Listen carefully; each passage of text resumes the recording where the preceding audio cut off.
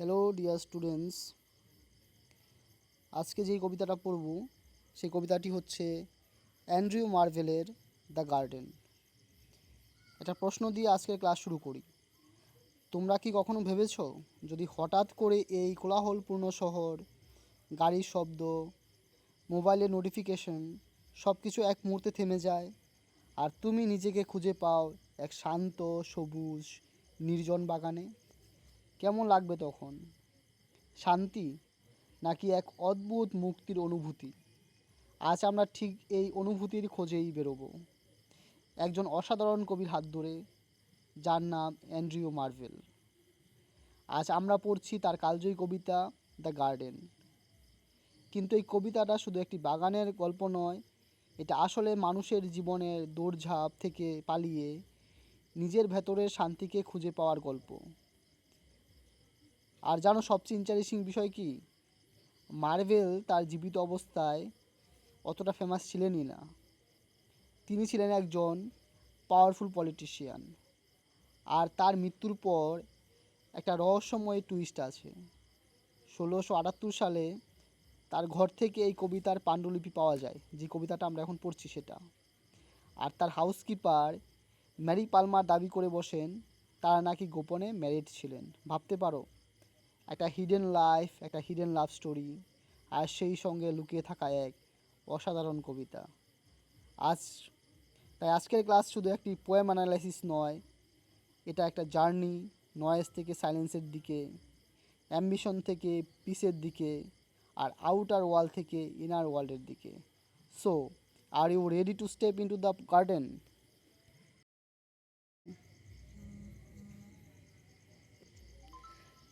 এই পোয়েমটা the garden total 9টা স্ট্যাঞ্জা রয়েছে। তো আমরা ফার্স্ট স্ট্যাঞ্জাটা পড়ছি। How vainly men themselves amaze to win the palm, the oak or bays. দেখো, কবি এখানে একটা খুব স্ট্রং ওয়ার্ড ব্যবহার করেছেন, ভেনলি। মানে কি? ইউজলেসলি, পয়েন্টলেসলি। মানুষ কি ভাবছে? They are running, struggling, competing just to win the palm, the oak or bays. এগুলি কি? These are symbols of victory and achievements. Palm হচ্ছে বিজয়ের প্রতীক, ওক শক্তি স্থায়িত্বের প্রতীক, বেস যেটা কিনা লরিয়েল ট্রি, পোয়েটিক বা ইন্টেলেকচুয়াল সাকসেসের প্রতীক। So basically people are spending their whole lives chasing a symbol of success. কিন্তু কবি বলেছেন এই দৌড়টা আসলে কমপ্লিটলি মিনিংলেস বা vainly. And their incessant labours see crowned from some single harbor tree. Incessant labour মানে নেভার এন্ডিং হার্ড ওয়ার্ক। মানুষ সারা জীবন খেটে যাচ্ছে, but for what? The result? What is the result? Just some single হারবর tree. মানে শুধুমাত্র ছোট গাছের পাতা দিয়ে বানানো মুকুটের জন্যই তাদের এত পরিশ্রম? Think about it, whole life struggle and the reward is just a leaf. তারপরের লাইনগুলি, who short and narrow verged shade does prudently their toils upbraid. Short and narrow, খুবই ছোট ও খুবই সীমিত। ভার্জ অফ শেড, এই ছোট্ট ছায়াটাই যেন মানুষের পরিশ্রমকে আপডেট করছে, মানে সাইলেন্টলি ক্রিটিসাইজ করছে। It can not give proper rest. You work so hard for something this is very small, যেটা তোমাকে ন্যারো ভার্স শেড দিচ্ছে।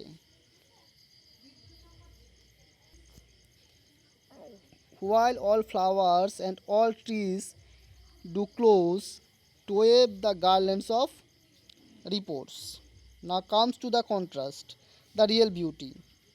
While humans are busy Chasing individual success, nature is quietly offering something much greater. Garland of repose, peace, rest আর কামনেসের তৈরি কোনো একটা মালা। সব ফুল, সব গাছ একসাথে মিলে they create a complete environment of peace বা rest. So instead of a single crown, nature gives you a complete experience of serenity. এখানে বলা হচ্ছে nature power to create beauty and serenity. তুমি যখন কোনো কোনো মুকুট, লরেল কিংবা পাম গাছের মুকুট চাও, সেটা তোমাকে যতটা অল্প ছায়া দিতে পারে তার থেকে নেচার আরও বেশি ছায়া দিতে পারে তোমাকে। Students, what Marvell is trying to tell us is very simple yet very profound. We are always running after success, achievement, recognition, but in that process we forget to live peacefully. A single crown cannot give you happiness, but a quiet garden can heal your soul. তাই আমাদের কি করতে হবে? Whole garden দরকার হবে আমাদের। সেই দুটো পাতার জন্য তার পেছনে ছোটা আমাদের ঠিক হবে না। ওকে স্টুডেন্টস, এবার আমরা সেকেন্ড স্ট্যান্ডারটা দেখব যে কি আছে। Fair quiet have I found thee here and innocence thy sister dear. হে সুন্দর প্রশান্তি, আমি কি তোমাকে এখানে খুঁজে পেলাম, আর তোমার বোন পবিত্রতাকেও। ফেয়ার কোয়াইট মিনিং হচ্ছে সুন্দর প্রশান্তি, আর ইনোসেন্স মানে হচ্ছে পবিত্রতা। দেখো, এটা একদম এমন যেমন তুমি অনেক দিন কিছু খুঁজছো আর হঠাৎ করে পেয়ে গেলে। Have I found the here, আমি কি তোমাকে খুঁজে পেয়েছি। কবি যেন অবাক হয়ে বলছেন, finally I found you. Quiet আর ইনোসেন্সকে তিনি দুই সিস্টার বা বোন ভাবছে। মানে যেখানে শান্তি আছে সেখানেই পবিত্রতা অটোমেটিকলি চলে আসবে। আর ইম্পর্ট্যান্ট পয়েন্ট হলো তিনি এটা কোথায় পেলেন? নেচারে, not in society. Mistaken long I sought you then in busy companies of men. অনেক দিন ধরে আমি ভুল করে তোমাদের মানুষের ভিড়ের মধ্যে খুঁজছি। এটা কিন্তু আমাদের সবার গল্প। Friends, crowd, social life is equal to happiness, এটা আমরা মনে করি। কিন্তু কবি বলেছেন মিস্টেকেন লং, আমি অনেক দিন ভুল ছিলাম কিন্তু এখন নিজেকে শুধরে নিয়েছি। বিজি কোম্পানিস অফ মেন, সেগুলি কি? সেগুলি হচ্ছে নয়েজ, রাশ, কম্পিটিশন, স্ট্রেস। এগুলি কখনো আমাদেরকে সুখ দিতে পারে না। কিন্তু কবি শেষে বুঝেছেন, I was searching in the wrong place. You sacred plants if here below, only among the plants will grow. তোমাদের এই পবিত্র গাছগুলি যদি পৃথিবীতে কোথাও জন্মায় তবে তা শুধু গাছপালার মধ্যে জন্মাবে। সেক্রেট প্লান্টস মানে আসলে কোনো গাছ না, এটা রিপ্রেজেন্ট করছে পিস, ইনোসেন্স আর পিউরিটিকে। কবি বলেছেন এগুলি কোনো আর্টিফিশিয়াল জিনিস না, এগুলি গ্রো করে জাস্ট লাইক প্ল্যান্টস। আর কোথায় গ্রো করে? নেচারের মধ্যে, সাইলেন্সের মধ্যে। Society is but rude to this delicious solitude. এই সুন্দর নির্জনতার তুলনায় মানুষের সমাজ খুবই রূঢ়। সোসাইটি কি? নয়েজি, রুট, আর সলিটিউডটা কেমন?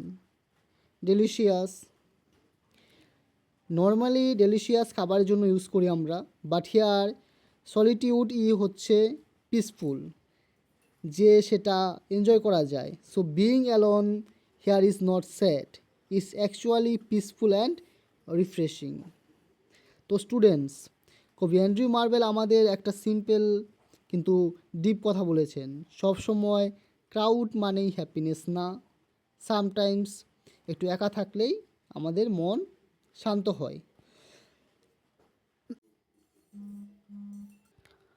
তো ডিয়ার স্টুডেন্টস, এখন আমরা যেটা দেখব সেটা হচ্ছে থার্ড স্ট্যান্ডার্ডটায় the poet is going to compare human love versus natural love, and trust me, nature is going to win. No white nor red was ever seen, so amorous as this lovely green. সাদা বা লাল কোনো রঙই এই সুন্দর সবুজের মতো অতটা প্রেমময় নয়। এমোরাস মানে হচ্ছে প্রেমময়। দেখো, হোয়াইট আর রেড এগুলি হিউম্যান বিউটির সিম্বল। ফেয়ার স্কিন, রেড লিভস এগুলির সিম্বল। বাট কবি বলেছেন a lovely green is far more amorous, মানে far more lovable, more attractive. Nature is more beautiful than any human lover. Fond lovers, cruel as their flame, cut in these trees their mistress name. অন্ধ প্রেমিকেরা, font lovers মানে অন্ধ প্রেমিকেরা, যারা তাদের আবেগের মতোই নিষ্ঠুর, তারা গাছের গায়ে তাদের প্রেমিকার নাম খোদাই করে।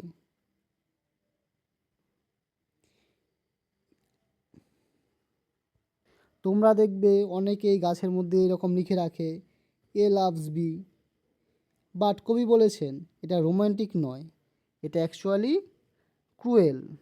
Actually this is cruel. Cruel as their flame, তাদের লাভ যত ইন্টেন্স ততটাই সেটা destructive. They think they are showing love, but they are hurting nature.